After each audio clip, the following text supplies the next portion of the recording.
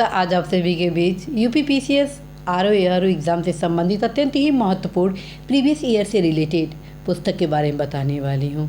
और साथियों, यह जानकारी देने वाली हूँ कि यदि आप इस पुस्तक का अध्ययन करते हैं तो निश्चित रूप से आप परीक्षा के पैटर्न से तो अवगत होंगे ही होंगे, साथ में आप इस चीज़ से भी अवगत होंगे कि कौन सा ऐसा टॉपिक है जो कि आपके एग्ज़ाम के लिए बेहद महत्वपूर्ण है, कौन सा ऐसा सब्जेक्ट है जिससे ज़्यादा क्वेश्चन पूछे जाते हैं और कौन कौन से ऐसे क्वेश्चन हैं जो एक साथ कई बार पूछा गया, अर्थात कई ऐसे क्वेश्चन हैं जो एक बार नहीं बल्कि बारंबार आपके इस परीक्षा में पूछे गए हैं।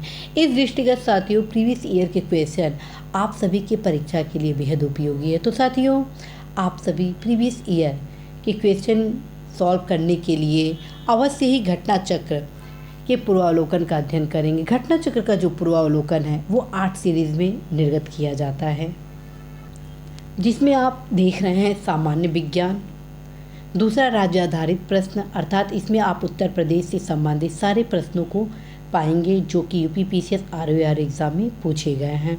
दूसरा आप यहाँ देख रहे हैं समसामयिक घटनाक्रम। यहाँ पर मेरे द्वारा समसामयिक घटनाक्रम के बारे में क्यों बोला जा रहा है कि आप प्रीवियस ईयर से संबंधित क्वेश्चन का अध्ययन करें, उसका कारण है साथियों, जब आप करंट अफेयर से संबंधित क्वेश्चन का अध्ययन करेंगे तो आप इस बात से अवगत हो सकते हैं कि क्वेश्चन किस प्रकार से करंट अफेयर से संबंधित पूछे जा रहे हैं, क्योंकि लगातार पैटर्न चेंज हो रहा है और इस बदलते बदलाव में, बदलते दौर में, बदलते प्रतिस्पर्धा में आपकी पैनी दृष्टि ही आपको सफलता प्रदान करती है। तो साथियों, आप सभी अवश्य एक बार घटना चक्र के समसामयिक बिंदुओं से संबंधित प्रीवियस ईयर के क्वेश्चन को भी देखेंगे ताकि आप अवगत हो सके पुरस्कार से संबंधित कहाँ से किस प्रकार के क्वेश्चन बनते हैं, जो नियुक्ति से संबंधित क्वेश्चन है वो किस प्रकार के बनते हैं, राष्ट्रीय अंतर्राष्ट्रीय आर्थिक विज्ञान प्रौद्योगिकी राज्य आधारित किस प्रकार के क्वेश्चन आपकी इस परीक्षा में बनते हैं। तो साथियों, एक बार अवश्य ही समसामयिक घटनाक्रम पूर्वावलोकन का भी आप अध्ययन करेंगे।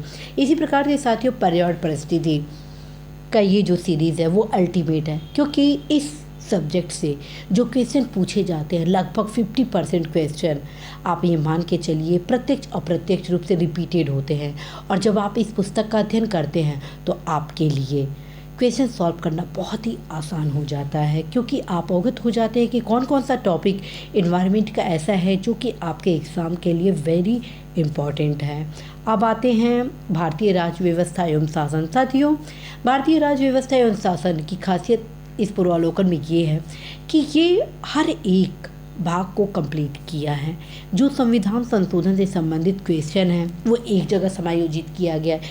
इसी प्रकार से जो आर्टिकल से रिलेटेड हैं, एज वेल एज फ्रेंड्स, आप देखेंगे कि मूल अधिकार से संबंधित जितने भी हैं, नीति निर्धारक तत्व से संबंधित जितने क्वेश्चन हैं, राष्ट्रपति, उपराष्ट्रपति, राज्यपाल, अदर जो क्वेश्चन है वो टॉपिक वाइज रूप में समायोजित किया गया है, जिससे आप इस चीज़ से अवगत हो सकते हैं कि ये टॉपिक अर्थात राज्य व्यवस्था जो लगातार महत्व प्राप्त कर रहा है, अर्थात पहली राज्य व्यवस्था से क्वेश्चन ज़्यादा नहीं पूछे जाते थे, लेकिन अब लगातार क्वेश्चन की संख्या बढ़ रही है। तो आप अवश्य ही राज्य व्यवस्था शासन के इस पूर्वावलोकन का अवश्य ही अध्ययन करेंगे। नेक्स्ट आप सभी के बीच आर्थिक सामाजिक विकास से संबंधित पूर्वावलोकन है। साथियों, आर्थिक सामाजिक विकास के पूर्वावलोकन का जब आप अध्ययन करेंगे तो आप अवगत हो जाएंगे कि किस प्रकार से करंट अफेयर्स से संबंधित अधिकांश क्वेश्चन अर्थव्यवस्था में पूछे जाते हैं, लेकिन कुछ ऐसे सैद्धांतिक क्वेश्चन हैं जिसको अभी भी महत्व दिया जा रहा है, और न सिर्फ महत्व दिया जा रहा है बल्कि उस क्वेश्चन को कई बार रिपीट भी किया गया है। और जब आप इसका अध्ययन करेंगे तो इन सभी पहलुओं से आप अवगत हो जाएंगे। अब आते हैं साथियों भूगोल।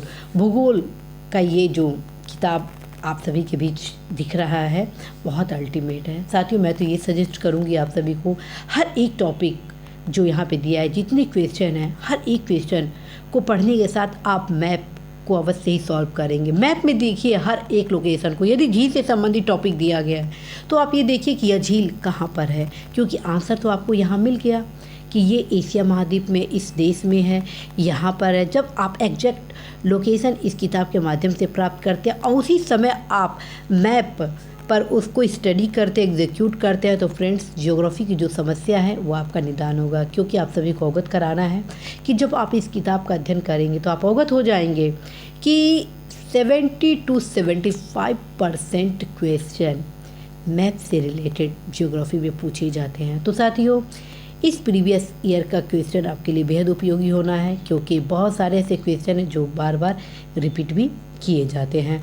आते हैं अब भारतीय इतिहास। साथियों, भारतीय इतिहास का काफ़ी इंटरेस्टिंग ये पूर्वावलोकन है, क्योंकि इसमें प्राचीन भारत का अच्छा खासा समायोजन किया गया है, मध्यकालीन भारत का अच्छा खासा समायोजन किया गया है, आधुनिक भारत का अच्छा खासा समायोजन किया गया। और इसकी विशिष्ट बातें हैं कि हर एक काल परिस्थिति को क्रमबद्ध रूप से सजोया गया है। जितने भी क्वेश्चन पूछे गए, जैसे मान लीजिए यदि सिंधु घाटी सभ्यता से संबंधित क्वेश्चन पूछा गया है, तो जितने भी प्रीवियस ईयर के क्वेश्चन होंगे वो एक ही टॉपिक से समायोजित किया गया। साथ में आप देखेंगे संबंधित टॉपिक के जो महत्वपूर्ण फैक्ट है उसको बॉक्स वाइज में सजाया गया है, ताकि आप क्वेश्चन को सॉल्व करते ही आप जो बॉक्स में जितने भी फैक्ट हैं उसको भी पढ़ सकेंगे। तो साथियों, मैं आप सभी को ये सजेस्ट करती हूँ कि यदि आप सभी इस किताब को पढ़ते हैं तो निश्चित रूप से साथियों आप सभी को लाभ होना है।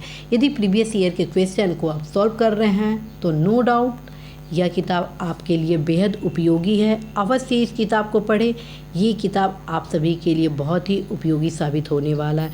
तो साथियों, आज मैं आप सभी को ये बताना चाहती हूँ कि आप सभी अवश्य ही यूपीपीसीएस आरओ एआरओ एग्ज़ाम के लिए प्रीवियस ईयर के क्वेश्चन के महत्व को समझें, और सबसे पहले एक बार 8 सीरीज को ज़रूर रिवीज़न कर दें, क्योंकि रिवीज़न करने से ये फ़ायदा होगा कि आप सभी कि जहाँ जहाँ कन्फ्यूज़न होंगे, टॉपिक के बारे में जो जानकारियाँ होंगी, कॉन्सेप्ट होंगे, पैटर्न होंगे, इन सभी चीज़ से आप अवगत होंगे। तो साथियों, आशा है, विश्वास है कि आप सभी इस किताब के माध्यम से अपनी परीक्षा में सफलता के लक्ष्य तक पहुँचने में बहुत तक सहयोग प्राप्त करेंगे।